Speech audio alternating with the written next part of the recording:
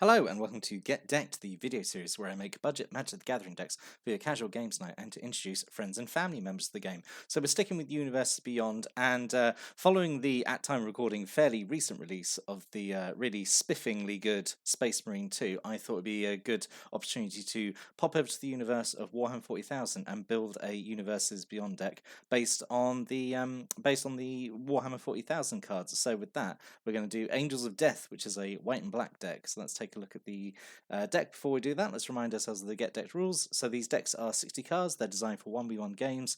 No format restrictions, although we are going to stick to using just the Warhammer 40,000 cards in this deck. Mostly commons and uncommons, although for this one that's a bit loosey-goosey, just because a lot of the cards are going to be uncommons or rares, because that's just kind of the nature of them being released in a Commander-focused product. But no cards that cost more than $2 a time recording. We limit to 12 different non-land cards for a good mix of variety and consistency. Strong themes, low to mid complexity, and casual doesn't have to mean weak or bad. So the deck list here, so we've got 22 creatures, 2 sorceries, 6 artifacts, 3 instants, 27 land, because that's a pretty rough mana curve, really expensive deck, honestly.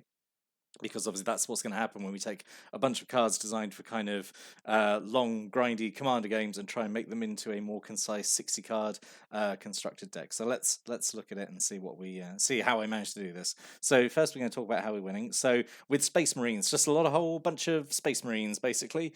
So it's kind of, I gotta say right now, it's kind of awkward because the Space Marines don't share really a kind of like mechanical identity other than just, I suppose, just attacking, and it's quite straightforward. There's no kind of unifying mechanical gimmick they have, so really there's not it was hard actually doing this deck, because I say there's not much to tie them together, so it's just really the best white and black, like, loyal Space Marines that I could do. There's no chaos ones in here, so I mean let's see how it works out maybe. So we've got 4 Assault Intercessors, so 1 white and a black for a 3/2 with First Strike and Menace, which I think is a fairly nice stat line anyway. Has an ability, whenever a creature an opponent control dies, that player loses 2 life, so really nice to add this extra, like, 2 point of life loss swing onto any creature that dies. We've got a fair amount of actual, like, kill spells in the game. In the deck, we're playing white-black, so we do have a fair amount of removal. So, yeah, throwing this on there, just turning every kind of, or even just combat into extra life loss, I think is pretty good. And he's one of the cheaper creatures in the deck, so so Assault Intercessor is doing a lot of heavy lifting. Then we've got 3 Primaris Chaplain, 2 and a white and a black for a 3/3 with Battle Cry, so whenever it attacks, gives all your other attacking creatures +1/+0 turn, and when it attacks, it's indestructible until end of turn, which is really nice. It's essentially like a no risk, just swing with it, and yeah, just attack with it. I thought it was pretty nice for uncommon actually, I think. And then we've got 2 Redemptor Dreadnoughts, so 5 mana for a 4/4 with Trample. As an additional cost to cast it, you can exile a creature card from your graveyard, stick them in the sarcophagus.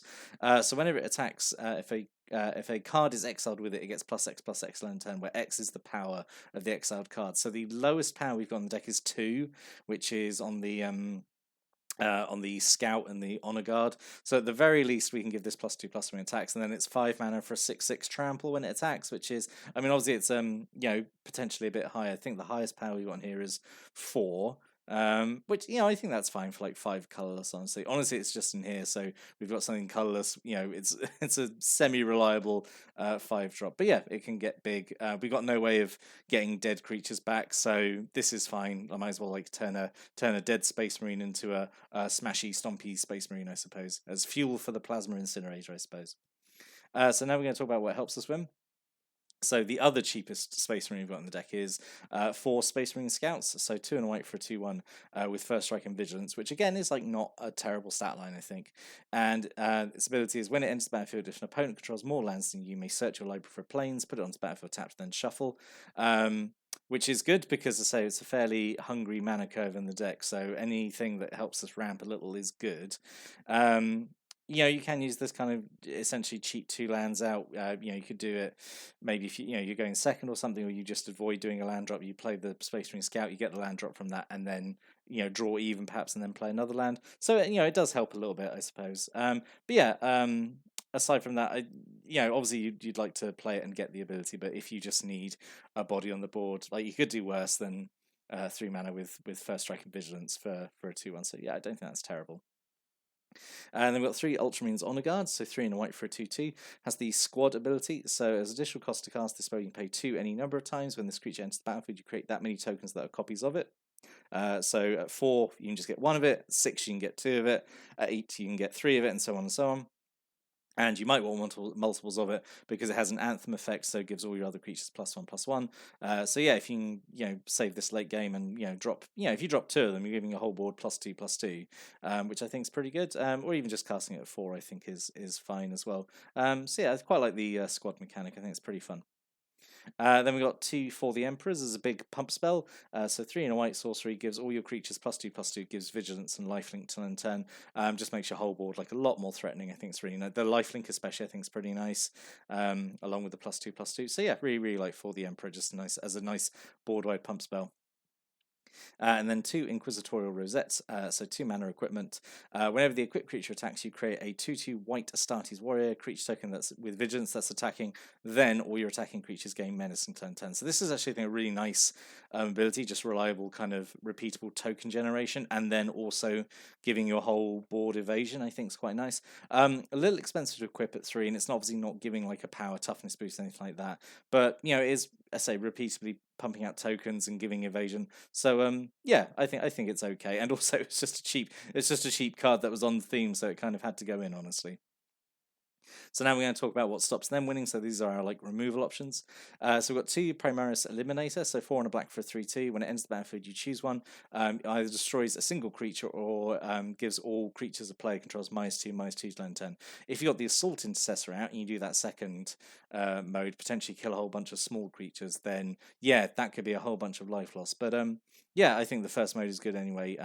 Maybe a little expensive at 5, but it is a 3/2, comes in and just kills anything with no restrictions. So I do think it's pretty good. I do kind of wish, this is me being a lore nerd, I do kind of wish it was an Astartes Warrior Assassin, because the Eliminators are meant to be snipers, but it's fine. It's fine. I'll get over it. And then we've got 2 Grey Knight Paragons, so 4 and a white for a 4/4 with Flash. When it ends the battlefield, you destroy target attacking creature, but if it's a demon, you exile it instead, which is like, that's only going to happen like 1 time out of 100, but it is nice when it does happen. But yeah, so obviously this guy is meant to just stay in your hand as like a really good combat trick. You flash him in, suddenly you've got like a 4/4 blocker, and also you're killing an attacking creature as well, which is pretty nice, I think. So yeah, I thought Grey Knight Paragon was alright. Obviously expensive, but it is quite a strong effect. And then we've got 2 Space Marine Devastators, 3 and a white for a 3/3 with Squad 2, same as the Honor Guard. So when it ends the battlefield, it does disenchant, you destroy an artifact or enchantment. So if you sink mana into the squad ability, then yeah, you can get multiple of these out. I mean, at the very least, it is a 3/3 as well. So if you just need more bodies, you can do that as well. But also, if you do need to destroy multiple artifacts or enchantments, you can do that as well. So yeah, I thought Space Marine Devastator was all right as well. Again, just kind of expensive, but late game, yeah, sink a load of mana into it. And then 3 Mortify for a bit of a cheap, reliable creature kill here. So 1 white and a black to destroy a creature or enchantment. Yeah, so that's all right. So I imagine it would be you're using, Mortify, maybe, you're kind of holding off until you can sink mana into like these bigger squad marines or get the more expensive ones down. So yeah, kind of a grindy, mid-range white-black deck, honestly. But I say there's not really a unifying mechanic around it, honestly. I'm not really sure what the gimmick mechanic of the Imperium Commander Precon was meant to be. I think just like make tokens, maybe. I'm not quite sure. And then we're going to quickly talk about the mana base. So we're going to have 4 Mind Stones. Yeah, we need a genuine mana rock in here because we've got a really hungry mana curve. But I think Mind Stone's pretty okay. So 2 mana, taps give you colorless. We can pay 1 tap and sacrifice to draw a card. So late game when you maybe don't need it anymore, you can at least sacrifice to get a bit more gas. So yeah, I think Mind Stone's okay.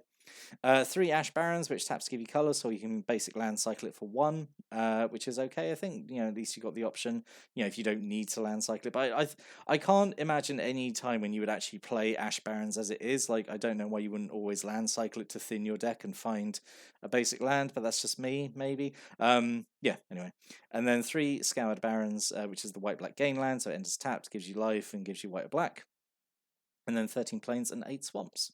So, I'd love to know what you think about this deck. It was actually a bit difficult to put this one together, just because I really wanted to use just Space Marines, but also there's no real benefit of using just Space Marines, because there's no, like, Astartes, like, tribal payoffs or anything, and they are, as you've seen, they're all quite expensive, and there's not really any kind of like mechanical identity to them. They're just kind of like generically good creatures, I suppose. So yeah, it was a bit difficult to put this deck together, if I'm perfectly honest. And obviously, it only being white black, there were a few blue ones as well, which I didn't include. Obviously, there was all the red Chaos Marines, which I could have used as well, who are Astartes. But again, there's no Astartes like payoffs or anything, and I wanted to keep it just to loyal Space Marines. But anyway, love to know what you would think about this deck. Like, if there's any changes you would make to it. Are you playing Space Marine 2 at the moment? Are you enjoying it? I don't have it because I'm poor, so I don't have it.